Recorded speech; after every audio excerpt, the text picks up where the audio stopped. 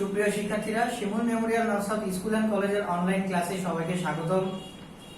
আমি মোহাম্মদ আবু নওশাদ, সহকারী শিক্ষক, Shimul memorial Naushad school and college, Rajshahi. সুপ্রিয় শিক্ষার্থীরা, তোমরা সবাই কেমন আছো? আশা করি ভালো আছো, সুস্থ আছো, বাসায় আছো।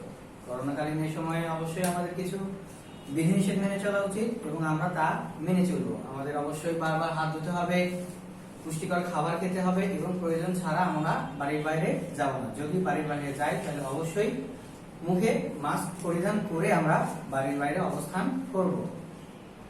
সুপ্রিয় শিক্ষার্থীরা, আজকে আমাদের ফিনান্স ক্লাস। আজকে ফিনান্সের অধ্যায় হচ্ছে পঞ্চম অধ্যায়, প্রথম অংশ আমরা করব। আমাদের আজকের অধ্যায়ের নাম দেখো, মূলধনী আয় ব্যয় প্রাক্কলন। তাহলে সুপ্রিয় শিক্ষার্থীরা, চলো আমরা আমাদের ক্লাসে ফিরে যাই। এই পাঠ শেষে তোমরা যা যা বলতে পারবে বা শিখতে পারবে এসব তা সম্পর্কে জানি। মূলধন বাজেটিং এর বিভিন্ন কৌশল প্রয়োগ করতে পারবে, গড় মুনাফার হার নির্ণয় করতে পারবে। তাহলে সুপ্রিয় শিক্ষার্থীরা, আজকে আমাদের আলোচ্য বিষয়টা কি? আজকে আমাদের আলোচ্য বিষয়টা হচ্ছে মূলধন বাজেটিং, মূলধন বাজেটিং এর প্রয়োগ, মূলধন বাজেটিং এর গুরুত্ব, গড় মুনাফার হার পদ্ধতি, গাণিতিক সমস্যা। তাহলে সুপ্রিয় শিক্ষার্থীরা, মূলধন বা মূলধন বাজেটিং কি এসব তার আগে আমরা জানি মূলধনটা কি। আমি নগদ টাকা অথবা কোনো সম্পত্তি বা ব্যাংক ঋণ নিয়ে যদি কোনো ব্যবসা আরম্ভ করি বা শুরু করি, সেটাকে আমরা বলছি প্রাথমিক অবস্থায় মূলধন। তাহলে আমি নগদ টাকা অথবা আসবাবপত্র হতে পারে বা ব্যাংক ঋণ হতে পারে, এগুলো নিয়ে যাবে ব্যবসা শুরু করব। আমি কত নগদ টাকা নিব বা আমার যে আসবাবপত্রগুলো থাকবে তা কত টাকার হতে পারে, বা ব্যাংক থেকে আমি যে ঋণটা নেব সেটা কত টাকা হতে পারে, এইটা পূর্ব থেকেই নির্ধারণ করতে হয় এবং নির্ধারণ করে সেই অনুযায়ী আমাকে কাজটা পরিচালিত করতে হয়, অর্থাৎ মূলধনটা বিনিয়োগ করতে হবে। এই যে মূলধন বিনিয়োগ করার আগ মুহূর্ত পর্যন্ত আমাদের কত টাকা লাগছে না লাগছে এই জিনিস সম্পর্কে যে প্ল্যানিংটা, সেটাকে আমরা বলছি মূলধন বাজেটিং। তাহলে দেখো, মূলধন বাজেটিং হচ্ছে প্রতিষ্ঠানের দীর্ঘ মেয়াদী বিনিয়োগ সিদ্ধান্তের সাথে জড়িত একটি প্রক্রিয়া। তাহলে দেখো, মূলধন কি কি হতে পারে তার কিছু জিনিস আমরা জেনে নিই। জমি, দালান কোঠা, আসবাবপত্র, যন্ত্রপাতি ইত্যাদি ক্রয়। তাহলে এই জিনিসগুলো কি? আমি যদি আমার ব্যবসা প্রতিষ্ঠানের জন্য জমি ক্রয় করি বা দালান কোঠা বা আসবাবপত্র ক্রয় করি বা যন্ত্রপাতি ক্রয় করি, সেগুলো হচ্ছে আমার ব্যবসায়ে কি একটা মূলধন হিসেবে রয়ে যাবে। জমি, দালান কোঠা, আসবাবপত্র, যন্ত্রপাতি ইত্যাদি স্থায়ী সম্পত্তি প্রতিস্থাপন। এরপরে বলছে কি, উৎপাদন পদ্ধতির আধুনিকায়ন, নতুন পণ্য বাজারে আনয়ন। তাহলে দেখো, উৎপাদন পদ্ধতির আধুনিকায়ন, তাহলে আমি যে প্রোডাক্ট বা পণ্যটি তৈরি করব সেটাই নতুন কোনো বা নতুনত্ব কোনো কিছু নিয়ে আসতে হবে, তাছাড়া তো আমার প্রোডাক্টটা চলবে না বাজারে। এরপরে বলছে নতুন পণ্য বাজারে আনতে হবে। তাহলে আমি যদি এক ধরনের প্রোডাক্ট নিয়ে বাজার পরিচালিত করি তাহলে আমার বাজারের চাহিদাটা কমে যাবে। তাহলে আমার চাহিদা বাড়ানোর জন্য কি করতে হবে? অবশ্যই নতুন নতুন প্রোডাক্ট নিয়ে আসতে হবে।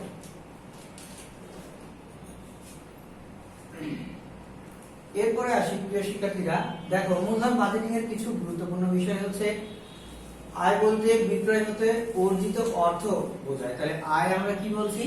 বিক্রয় হতে অর্জিত অর্থ। তাহলে প্রিয় শিক্ষার্থীরা, আমরা একটু আগেই মূলধন বিনিয়োগ করলাম। তাহলে মূলধন বিনিয়োগ কোথায় করলাম? ব্যবসায়। তাহলে ব্যবসাটা আমরা কেন করি? মুনাফা অর্জনের জন্য। সেই মুনাফা অর্জনটা কিভাবে হয়?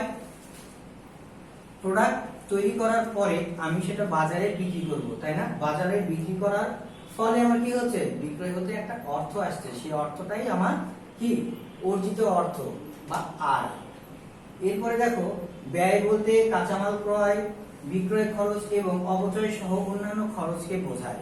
অর্থাৎ ব্যয়, কাঁচামাল ক্রয়। প্রিয় শিক্ষার্থীরা, আমি একটু আগেই বললাম তোমাদের যে আমি বিক্রি করছি প্রোডাক্টটা বিক্রি করার পূর্বে আমার কি কাজ? ওই প্রোডাক্টটা তৈরি করব, তাই না? ওই প্রোডাক্টটা তৈরি করতে হলে আমাকে অবশ্যই কাঁচামালের প্রয়োজন বা কাঁচামাল কিনতে হবে। সে কাঁচামালটা নিজের কাছেও থাকতে পারে অথবা বাইরে থেকেও আমি কিনতে পারি। কিনে নিয়ে এসে আমি কি করব? সেই কাঁচামালটাকে প্রসেসিং করে আমি একটা প্রোডাক্ট তৈরি করব। এই প্রোডাক্টটা তৈরি করার পরের ধাপটা কি? বিক্রয় খরচ। অর্থাৎ প্রোডাক্ট তৈরি হয়ে গেল, এখন সেটা বাজারে ছাড়বো বিক্রির উদ্দেশ্যে। তাহলে বিক্রির উদ্দেশ্যে কি কি করতে হবে? বিক্রয় কর্মী লাগতে পারে, বা বিক্রির জন্য হয়তো বা দেখা যাচ্ছে কোনো পণ্য আছে বিনামূল্যে যে পণ্য বিতরণ, তোমরা হিসাব বিজ্ঞানে পড়েছো অবশ্যই, বিনামূল্যে পণ্য বিতরণ করতে হয়। এই যে জিনিসগুলো, এগুলো তো একটা প্রতিষ্ঠানের ব্যয়। কি ধরনের ব্যয়? বিক্রয় সংক্রান্ত ব্যয়। তো সেইটা, এবং বলেছে অপচয় সহ অন্যান্য খরচ। তাহলে অপচয় হতে পারে, অপচয় কি? আমি প্রোডাক্ট তৈরি করার জন্য বিভিন্ন যন্ত্রপাতি বা যন্ত্রাংশগুলো ব্যবহার করে থাকি, একটা প্রতিষ্ঠান করে। তো এই যন্ত্রপাতি তো আমি কিনেছি, কেনার পরে আমি দিনে দিনে এই যন্ত্রপাতিটা ব্যবহারের ফলে তার মূল্য কমে যায়। এই মূল্য কমে যাওয়াটাকে আমরা বলছি অপচয়।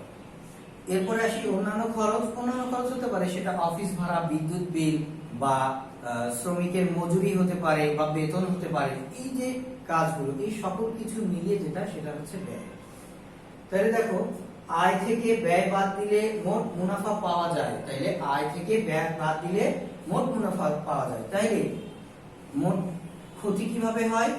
যদি আয় কম ব্যয় বেশি হয় তাহলে আমার ক্ষতি হবে। এখানে আমি কি করলাম? আয় বেশি ব্যয় কম, বাদ দিলাম মুনাফা হলো। তাহলে ব্যয় বেশি আয় কম হলে সেটা লস বা ক্ষতি হয়ে যাবে। মোট মুনাফা থেকে কর বাদ দিলে নিট মুনাফা পাওয়া যায়। তাহলে প্রিয় শিক্ষার্থীরা দেখো, মোট মুনাফা থেকে কর বাদ দিলে নিট মুনাফা পাওয়া যায়। তাহলে যদি আমার কোশ্চেন আসে কি, যে নিট মুনাফা কি, মানে কোথা থেকে পাওয়া যায় বা কিভাবে পাওয়া যায়, তাহলে আমরা খুব সহজে বলবো মোট মুনাফা থেকে কর বাদ দিলে নিট মুনাফা পাওয়া যায়। এরপরে বলেছে নিট মুনাফার সাথে অপচয় যোগ করে নগদ আন্তঃপ্রবাহ পাওয়া যায়। নিট মুনাফার সাথে অপচয় যোগ করলে নগদ আন্তঃপ্রবাহ পাওয়া যায়। তাহলে প্রিয় শিক্ষার্থীরা, আমরা তিনটা সূত্র জানতে পারলাম। এরপরে আমরা আসি, দেখো প্রিয় শিক্ষার্থীরা, মূলধন বাজেটিং এর গুরুত্ব, মুনাফা সংক্রান্ত কিছু তথ্য থাকবে বিনিয়োগের বিশাল আকার ঝুঁকির ভিত্তিতে। দেখো, মূলধন বাজেটিং এর প্রয়োগ স্থায়ী সম্পত্তির ক্রয়, ব্যবসার পণ্য উৎপাদন ক্ষমতা বৃদ্ধিকল্পে সম্প্রসারণ, পণ্য বৈচিত্র্যায়ন, প্রতিস্থাপন ও আধুনিকায়ন। প্রিয় শিক্ষার্থীরা, আমরা দেখো একটা স্ক্রিনে ছক দেখতে পাচ্ছি। তাহলে ছকটা অবশ্যই তোমরা তোমাদের খাতায় লিখে নিবে বা উঠিয়ে নিবে। দেখো ছকটা কিসের? গড় মুনাফা নির্ণয়ের আদর্শ ছক। গড় মুনাফা নির্ণয়ের আদর্শ ছকটা কি? দেখো, প্রথমেই আমাদের বিবরণের একটা ঘর থাকছে, এরপরে টাকার পরিমাণ থাকছে, সেটা লক্ষ টাকায় হতে পারে। সেই ক্ষেত্রে দেখো, দ্বিতীয় ধাপে আমাদের আছে প্রথম বছর, দ্বিতীয় বছর, তৃতীয় বছর। তো প্রিয় শিক্ষার্থীরা, এখানে তোমরা অবশ্যই খেয়াল রাখবে, আমাদের প্রশ্নে যদি 2টা বছর থাকে তাহলে আমরা শুধু প্রথম বছর এবং দ্বিতীয় বছর লিখব। আর যদি 3টা বছর থাকে তাহলে 3 বছর, যদি 4 বছর থাকে তাহলে 4 বছর। এই অনুযায়ী আমার বছরের ঘরের ছকটা করতে হবে। 2টা থাকলে 2টা, একটা থাকলে একটা, 3টা থাকলে 3টা। এরপরে আসি প্রিয় শিক্ষার্থীরা, প্রথমে আসবে বিক্রয়। বিক্রয় থেকে আমরা কি করব? খরচ সমূহ বাদ দেব। বিক্রয় থেকে কি করব? খরচ সমূহ বাদ দেব। তাহলে মোট মুনাফা। প্রিয় শিক্ষার্থী, একটু আগেই আমরা পড়ে আসছি একটা প্রথম সূত্র, যেটা ছিল যে আয় থেকে ব্যয় বাদ দিলে কি পাচ্ছি আমরা? মোট মুনাফা। দেখো, তাহলে আমরা মোট মুনাফা কিভাবে পাচ্ছি? বিক্রয় হচ্ছে আয় এবং তার থেকে খরচ সমূহ। খরচ সমূহ এটা এক কথায় বলে দেওয়া আছে। এর মধ্যে অনেক ধরনের খরচ হতে পারে, অবচয় হতে পারে, বেতন হতে পারে, মজুরি হতে পারে। এই যে জিনিসগুলো, এগুলো ব্যয়ের অন্তর্ভুক্ত।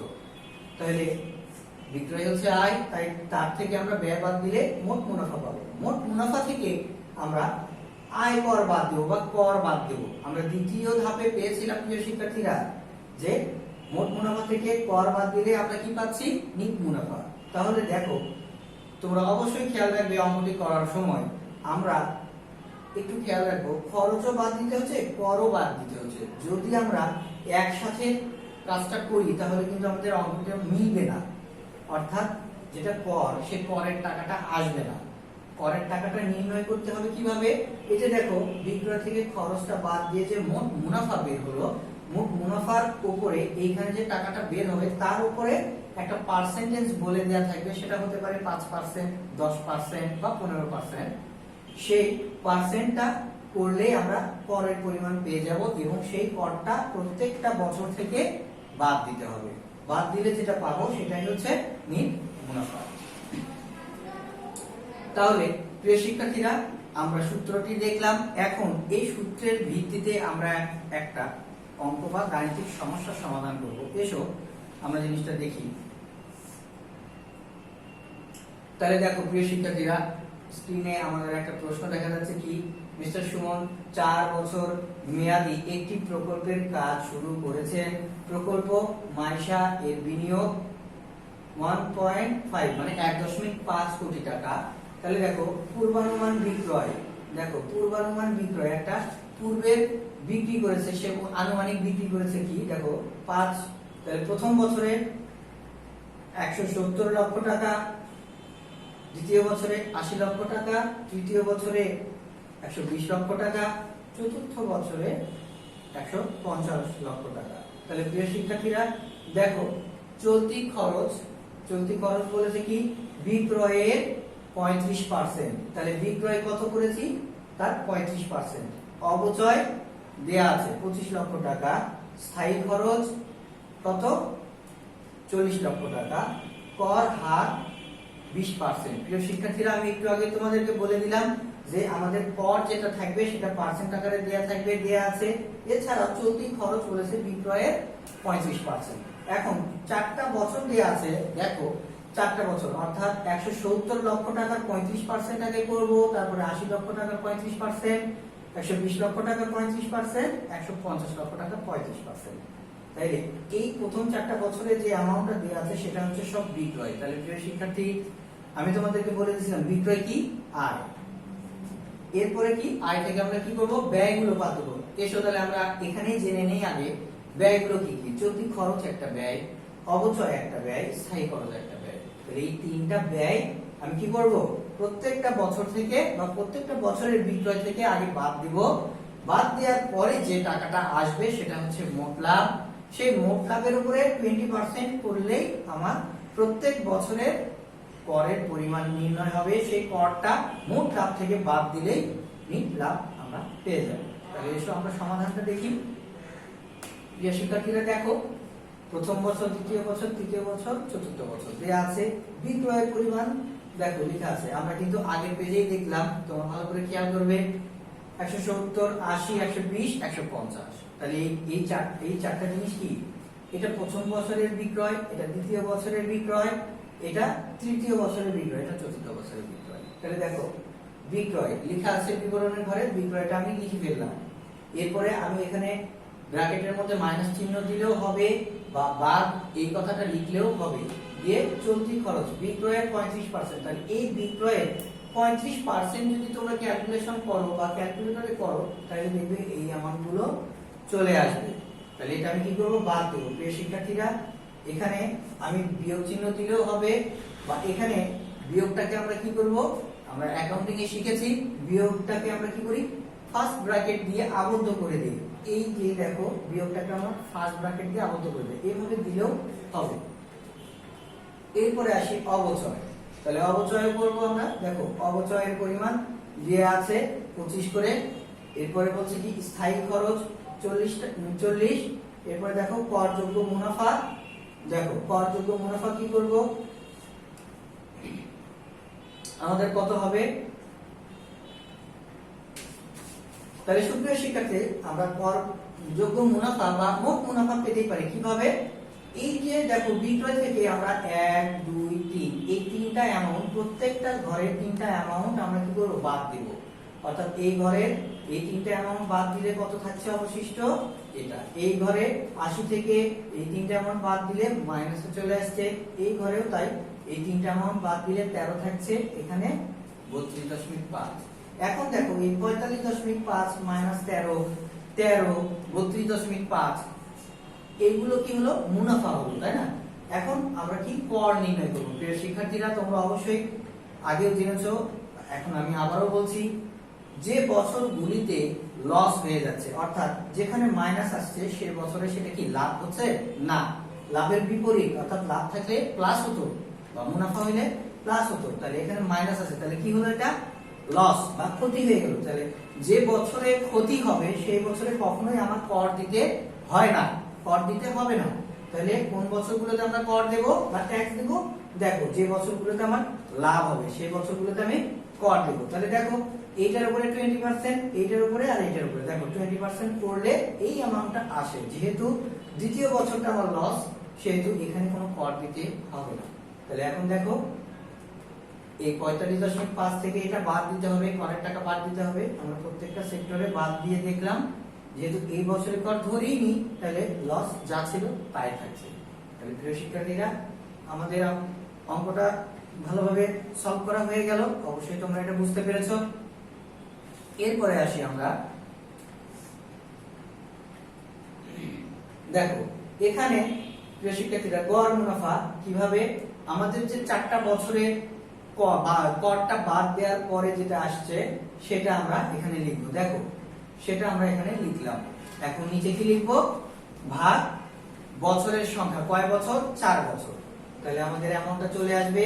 এরপরে আসছে গড় মুনাফার হার। তাহলে গড় মুনাফার হার কি, গড় মুনাফার হার হচ্ছে গড় মুনাফার হার নিতে হবে গড় মুনাফা ডিভাইডেড বাই গড় বিনিয়োগ ইনটু 100। তাহলে দেখো গড় মুনাফা কত সেটা আমরা লিখবো, তারপরে গড় বিনিয়োগ কত সেটা আমরা লিখলাম ইনটু 100। তাহলে আমরা ক্যালকুলেশন করলে এই অ্যামাউন্টটা পেয়ে যাব। তাহলে দেখো প্রিয় শিক্ষার্থীরা, আমরা আমাদের ক্লাসের প্রায় শেষ প্রান্তে চলে এসেছি। তাহলে আমরা আজকে যা শিখলাম তার ভিত্তিতে এসব কিছু প্রশ্ন উত্তর জেনে নিই। একটি প্রতিষ্ঠানের মূল লক্ষ্য কি? একটি প্রতিষ্ঠানের মূল লক্ষ্য হচ্ছে মুনাফা অর্জন। গড় মুনাফার হার নির্ণয়ের সূত্র কি, একটু আগে আমরা জানলাম, গড় মুনাফা ডিভাইডেড বাই গড় বিনিয়োগ ইনটু 100। এরপরে কি, মূলধন বাজেটিং এর সহজ পদ্ধতি, পেব্যাক পদ্ধতি। এরপরে আসি আমরা কি, মিট মুনাফা কিভাবে নির্ণয় করতে হবে। দেখো মোট মুনাফা থেকে কর বাদ দিলে আমরা কি নির্ণয় করতে পারবো, মিট মুনাফা নির্ণয় করতে পারবো। প্রিয় শিক্ষার্থীরা, আগামী দিন পঞ্চম অধ্যায়ের এই প্রথম অংশের উপরে তোমাদের রিভিশন টপ টেস্ট নেওয়া হবে।